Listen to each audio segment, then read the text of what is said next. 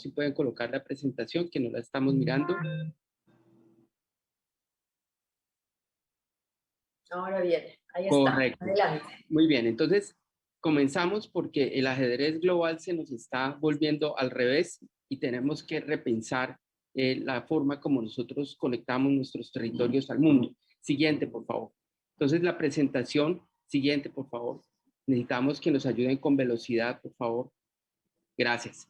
Lo que les voy a plantear está en estos dos textos que se llaman Perspectiva para el Cambio Estructural de América Latina y el Caribe, publicado por CEPAL en 2014, y Abriendo Caminos en la Perspectiva de América Latina, publicado por la Universidad del Valle y la Universidad de Santiago de Chile el año pasado. Básicamente les voy a contar tres cosas. ¿Qué es la perspectiva territorial? Segundo, ¿por qué hoy necesitamos perspectiva de innovación para que América Latina supere su encrucijada actual y pueda sintonizarse con el cambio estructural global? Y tercero, algo que me parece muy importante, y es la reflexión hoy de las implicaciones de todo esto para el mundo post-COVID y el fortalecimiento de la capacidad de gobernar. Adelante, por favor. Entonces, el punto siguiente, por favor. El punto crucial y el punto de partida es la definición de anticipación. ¿Qué entendemos por prospectiva o por foresight en el mundo contemporáneo? Es pues una mirada, una visión de futuro sistemática y de largo plazo, con implicaciones para la toma de decisiones estratégicas en el presente. Señores gobernadores, eso significa aquellas decisiones que significan altos costos, altos impactos y efectos irreversibles sobre el territorio, no solo de carácter económico, sino también de carácter multidimensional. Y eso lo hacemos sobre la premisa de que el futuro puede ser anticipado y puede ser influido estratégicamente mediante la preparación de políticas públicas, planes, programas y proyectos. Siguiente, por favor. Ahora, ¿cómo opera esto? Aquí hay un primer mensaje muy importante para los gobernadores y todos los funcionarios. La planificación debe ser un proceso permanente de aprendizaje individual, institucional y colectivo. ¿Qué significa eso? Significa la capacidad de afrontar los cambios multidimensionales, políticos, económicos, sociales, culturales, ambientales, científicos y tecnológicos, y generar en los territorios agilidad de respuesta. Y eso significa un proceso de aprendizaje creciente, es decir, siguiendo la línea que está dibujada en gris, en la medida que cambia el entorno, tiene que cambiar las capacidades de respuesta. Pero fíjense ustedes que lo que hemos visto en la respuesta al COVID en América Latina, no solamente pues los gobiernos Argentina, Chile, Perú, Colombia, México, Brasil, sino también el de Estados Unidos, se han visto sobrepasados por la dinámica de cambio, es decir, que han aprendido menos que la dinámica de cambio y de allí los malos resultados. Mientras que en Asia fue lo contrario, lograron la anticipación y el aprendizaje institucional necesario para afrontar estas situaciones no esperadas. Entonces, esto nos coloca frente a un gran punto. Siguiente, por favor. Necesitamos agilidad en quien esté manejando la presentación. Gracias. Entonces, los territorios necesitamos generar alternativas de futuro para cualquiera que sean nuestros espacios dados, bien sea un departamento, una región, una bioregión, una ciudad, una localidad, una zona especial de exportación, un distrito industrial, etc. Hoy la perspectiva territorial nos da la capacidad para enfrentar esos cambios globales. Siguiente, por favor. En el segundo punto, pues vamos a ver cómo esto se coloca en el contexto del cambio estructural global. Siguiente, por favor. ¿Cuál es la segunda hipótesis? Ojo, señores gobernadores.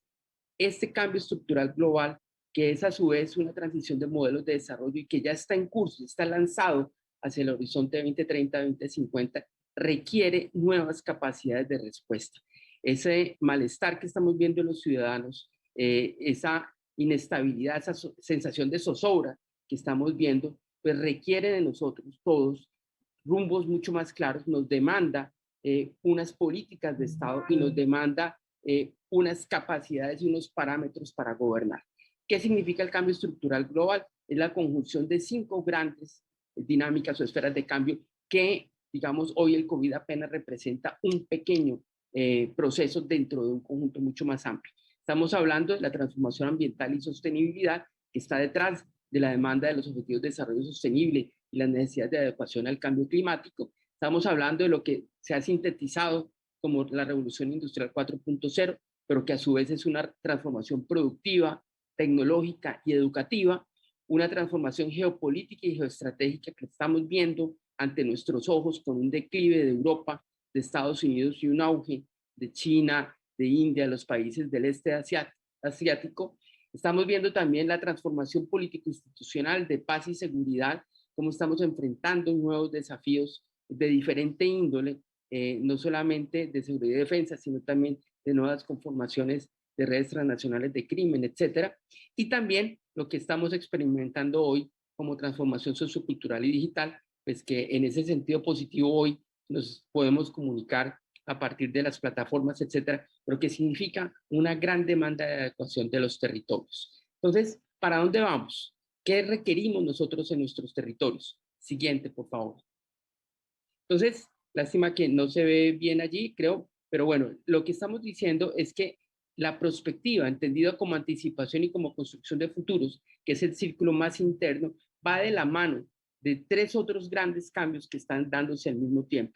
De afuera hacia adentro, el primero es el modelo de desarrollo. Lo que nos está diciendo lo anterior es que en su sentido y su estructura está cambiando el modelo de desarrollo.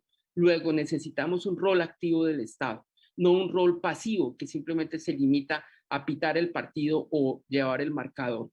Y eso requiere a su vez de sistemas de planificación, de transformación de los sistemas de planificación. Ahora que me pedían datos del caso colombiano, hoy el Departamento Nacional de Planeación está estudiando la manera de adecuar sus políticas al OECD y de cambiar el funcionamiento del Departamento Nacional de Planeación para tener visión de futuro, pensamiento de largo plazo en los sectores, en los territorios. Y eso convoca pues a una necesidad grande que, como vamos a ver ahora, está, digamos, planteado en 5 grandes mensajes estratégicos que voy a sintetizar. Siguiente, por favor. Entonces, el primer punto es que, señores gobernadores, no es viable avanzar hacia la revolución 4.0, que es como la punta del iceberg, haciendo y pensando lo mismo que hemos hecho en el pasado. Hay que incluir a los excluidos de la revolución industrial y hay que incluir a los excluidos del COVID-19. Yo sé que ahora más adelante Mesías Guevara va a mostrar en su departamento cómo se han, digamos, anticipado y generado algunas respuestas, viejo amigo. Pero lo que sí es claro es que si no hemos resuelto el paso a la revolución industrial 3.0 y persisten las brechas de desarrollo, pues no podemos avanzar haciéndonos los locos como si no tuviéramos al frente una revolución 4.0 y un mundo post-COVID. Señores, América Latina está en este momento en la encrucijada. En la primera ola, los 7 países que mencioné, tuvimos los 7 de los peores 9 resultados en términos de muertos contagiados por millón de habitantes y vacunados. Entonces, requerimos con urgencia el desarrollo de capacidades de pensamiento estratégico y prospectiva en el alto gobierno. El mensaje es que cambio de aprendizaje son una tarea dinámica y continua de las instituciones. Esto no es un ratico ni es un solo ejercicio. Requerimos que los organismos nacionales y regionales de planificación, la comunidad de aprendizaje, universidades, empresarios, la gente de ciencia, tecnología e innovación tome cartas en el asunto y preparemos sistemas prospectivos, organizaciones permanentes con equipos, plataformas, metodologías enfocadas en el cierre de la brecha de capacidades cuyo síntoma principal que hemos visto es la bajísima respuesta frente al COVID, que no es solamente un tema institucional, sino también de comportamiento ciudadano. Y eso amplifica las necesidades de trabajo. Siguiente, por favor. Entonces, ¿cuáles son las implicaciones para el mundo post-COVID? Siguiente, por favor.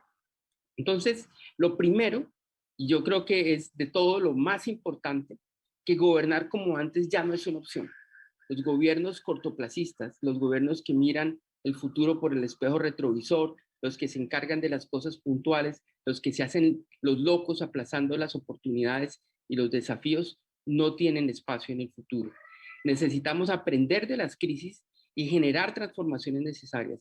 Y yo creo que uno de los llamados principales, y lo decía ahora Francisco Albuquerque, es ojo con el rol del Estado. Esto no es solamente una cuestión de mercado, ni mucho menos. El panorama global inestable que estamos viendo hace inviables los escenarios inerciales. La década 2010-2020, de acuerdo con CEPAL, Banco Mundial, etcétera, prácticamente fue una década perdida en términos de crecimiento. Entonces necesitamos, ¿cierto?, que la siguiente década tampoco sea perdida, que es aquella en la cual vamos a pagar los altos costos y los altos impactos del COVID. Requerimos prospectiva, pero también resiliencia institucional, o sea, acción en el corto plazo, pero acción encaminada hacia visión de largo plazo.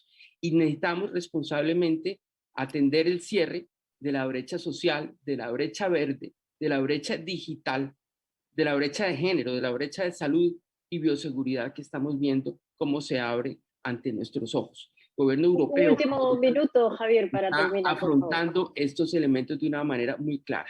Entonces, requerimos nuevos enfoques de política pública, soluciones integrales, transversales, multidimensionales, intertemporales. Eso significa poner la economía en contexto multidimensional, atender no solo al crecimiento económico, sino al desarrollo humano y sostenible, y preservar y fortalecer la gobernabilidad democrática. Solamente podemos así construir el futuro de los territorios. Si queda más tiempo, les hago la ampliación de los 10 desafíos que les iba a presentar, que vienen del nuevo trabajo que estamos haciendo con Sergio Vitar en Chile, con Jorge Matar en México, precisamente sobre la necesidad de un gran giro de América Latina a partir de este contexto, que requiere prospectiva e innovación. Mil gracias. Muchas gracias a Javier, gracias también por la